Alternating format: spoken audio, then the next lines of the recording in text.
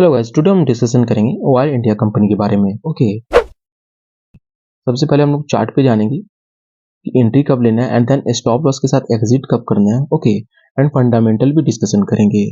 जैसे कि आप देख पा रहे हो oil India in daily basis पे जो इसका RSI है 80 के आसपास है। ओके, नाउ अभी करंट जो मार्केट प्राइस है 481 है। ओके,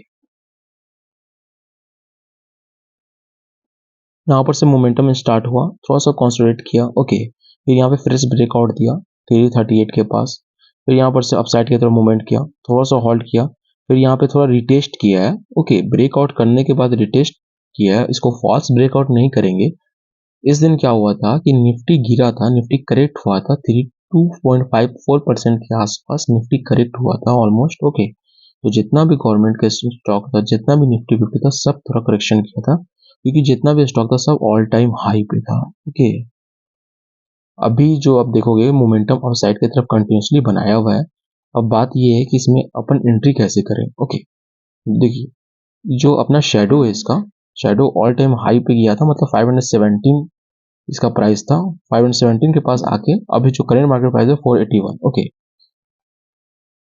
थोड़ा सा हॉल्ट करेगा या तो 517 ब्रेकआउट कर देगा, अगर थोड़ा सा उसके बाद कंसोलिडेट करेगा फिर अपन एंट्री लेंगे 550 एंड देन 600 का टारगेट इजीली अचीव कर लेगा within a one month. Okay, and stop loss का बात करेंगे तो 450 is a perfect stop loss. Okay, यहाँ पे डबल स्टॉप लॉस वर्क करेगा, फर्स्ट इसका बॉडी का lower end then second mid lower. Okay, यहाँ पे स्ट्रॉन्ग स्टॉप लॉस वर्क करेगा 450। फंडामेंटल का अपन डिस्कशन करेंगे, स्कोर कार्ड पे आते हैं तो इसका परफॉर्मेंस एवरेज है, वैल्यूएशन एवरेज है, जो ग्रोथ है कंपनी का वो लो है, प्रॉफिटेबिलिटी हाई है, एंट्री पॉइंट गुड है, एंड जो रेड फ्लैग है वो लो है। ओके, 1 मंथ का रिटर्न जनरेट करके दिया है ऑलमोस्ट 27% का, लो गया था 362 एंड हाई गया है 516 के आसपास। ओके, साल के रिटर्न के बारे में अपन डिस्कशन करेंगे। पिछले एक साल में 114% का रिटर्न जनरेट करके दिया है, लो गया था 216 एंड हाई गया है 516 के आसपास। प्रोमोटर होल्डिंग के बारे में थोड़ा अपन बात करेंगे। देखिए जो प्रोमोटर का होल्डिंग है 57% प्रोमोटर का होल्डिंग है, म्यूचुअल फंड 7% है, अदर डोमेस्टिक इंस्टीट्यूशन 10% के आसपास है, EFI जो कि फॉरेन इंस्टीट्यूशन है 11%, रिटेल एंड अदर 19% के आसपास है। ओके, तो इसका थोड़ा मार्केट कैपिटलाइजेशन देखेंगे। मार्केट कैपिटलाइजेशन के बारे में अपन बात करेंगे, 46,250 करोड़ के आसपास इसका मार्केट का कैपिटलाइजेशन है। ओके, टोटल वैल्यू है।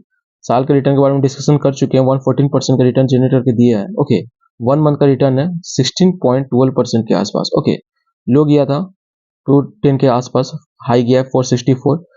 नाउ अभी जो पी रेशियो का अपन बात करेंगे तो 7.87% इसका पी रेशियो है। जितना भी गवर्नमेंट की कंपनी है, जितना भी पीएससी कंपनी है जिसमें गवर्नमेंट का 50% 51% से ज्यादा स्टेक है, ओके, वो सबका जो पीई आप देखोगे तो वो लो मिलेगा। इलेक्शन तक ये सब ग्रो करेगा, 20% 30% रिटर्न जनरेट करके जाएगा, देगा। ओके, अब आपको करना ये है, जिसमें भी एंट्री करना है with the respect of stop loss. Okay, और जैसे मैं बताता हूँ आपको सही एंट्री करना है।